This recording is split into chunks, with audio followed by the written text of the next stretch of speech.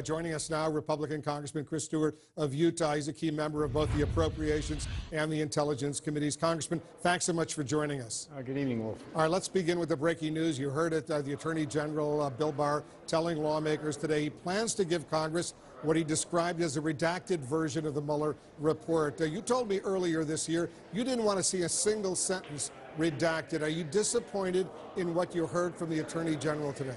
Well, I'm disappointed in this sense, and that is the reason I didn't want to see any redactions is because I knew that some conspiracy theorists and others who are grasping at straws to frankly still cast a shadow over the president in conspiracy and obstruction, that they would point to any redactions and say, see, the evidence is hidden in there. And we've certainly seen that over the last few weeks. I mean, it was deep in your reporting here of people implying that. But the reality is, Wolf, is legally they can't do these, release the entire report. They have to protect some of this information.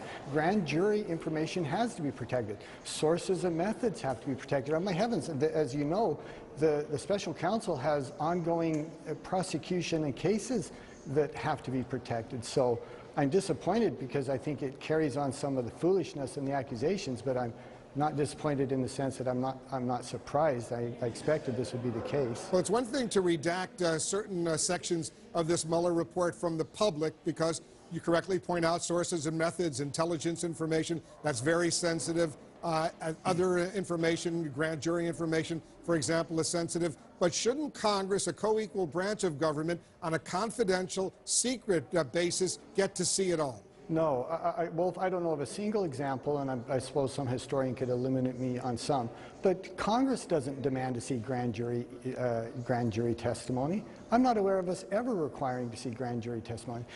Throughout this entire process for 2 years plus, if there has been ongoing prosecutions or ongoing cases, we have always recognized that and had a hands-off approach. Well, I will point out that a court can allow grand jury testimony to be released if the administration, if the Justice Department, the Attorney General decides to go to court. They could release that grand jury information just as they did in the Ken Starr report involving former President Bill Clinton. Well, Ken Starr was operating under different instructions, and that's the primary difference here. His mandate, his charter was very different. And you're right, the Congress or the Attorney General can ask for this information, grand jury information to be released, but as a matter of course they don't. And they certainly don't because Congress has asked them to. There has to be a compelling legal necessity, a compelling legal reason, not just a political reason. And Wolf, at the end of the day, it comes down to this, and I would ask you, do you really believe that there's anything in those redacted portions that changes the underlying assumption or the underlying analysis and presumption, and that is there was no conspiracy here? And I truly believe if someone is saying, well, I think the evidence of conspiracy is in that grand jury testimony, or if it's in some of these other redacted, whether it's sources and methods, or whether it's our interactions with foreign governments, any of these kinds of things, I think if they really truly believe that they can look there and find evidence of conspiracy or collusion with Russians that otherwise isn't available, I just think they've lost their entire perspective on this process. Mr. Mueller did a thorough job. Mr. Attorney General Barr has given us and has promised to give us all of the information that he legally can. I think the conclusions will be obvious when he does that. Well, let's see what is released in the redacted version.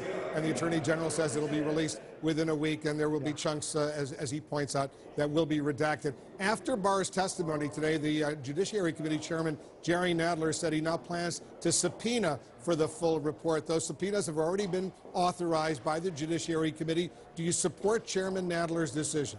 Well, I think it's political silliness. I mean, my gosh, they said they were going to subpoena this if they didn't provide the report by April 2nd. And Mr. Barr said, I'll give it to you by the middle of April. I mean, it takes him a few weeks to go through this. And if they arbitrarily choose this date, give it to us by April 2nd and we're going to subpoena you. Their objective was to issue the subpoena. It wasn't to work with the Attorney General. They could have waited another 10 days to get the redacted portion, and I think that's what we're seeing here. They want a subpoena regardless because they want the court battle and the political battle regardless. They want to keep this narrative alive. They don't want to say what the Attorney General has said, what Mr. Mueller has concluded. They don't want to say there was no conspiracy. Let's be honest with the American people, admit that and move on. They want to continue the fight And I truly believe the American people are so exhausted by it. I think they're so weary by it that most of the American people have moved on, even if some Democratic leadership hasn't. Well, we'll see what happens over the next week as this report is released. Let's go to the situation along the southern border with Mexico, Congressman. The president today falsely claimed that he ended a migrant family separation policy that he says was started under President Obama.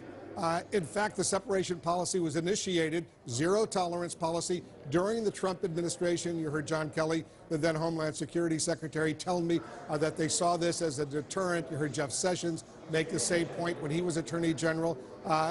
They said all of this was a new policy to deter illegal immigration into the United States. Do you worry that the president, at this point, might try to reinitiate that family separation policy, separating these kids from their moms and dads? No, I really don't. I don't think there's a chance in the world he's going to do that. And well, if I remember, I think I was on your show, and I was one of the very first Congress people to say to the president, Mr. President, you have the authority to change this policy. You know, we need to change this family separation policy, the zero tolerance policy that he's initiated. And so I've been really pretty consistent on that. I don't think there's a chance in the world the president would go back to that for a number of reasons. And I think, look, we've got an enormous challenge on our border. It truly is a crisis, but that policy isn't going to fix it. I think there's such a deep political and cultural price to be paid. I think the president recognizes that. And it's so heartbreaking for you, for me, for everyone to know there are still some little kids who are being held here in the United States, who are still separated from their parents, and it might be another 2 years, if ever, that they're reunited, and our hearts go out to those families. I understand. Real quickly on that, Wolf, in some of those cases, it was absolutely appropriate they were. In some of them, they were being trafficked. They were being smuggled by drug traffickers and other things. Some of those separations were absolutely for the protection of the children, and I just think it's fair to recognize that that was the case. Congressman Chris Stewart of Utah, thanks so much for joining us. Thank you. Still ahead, there's more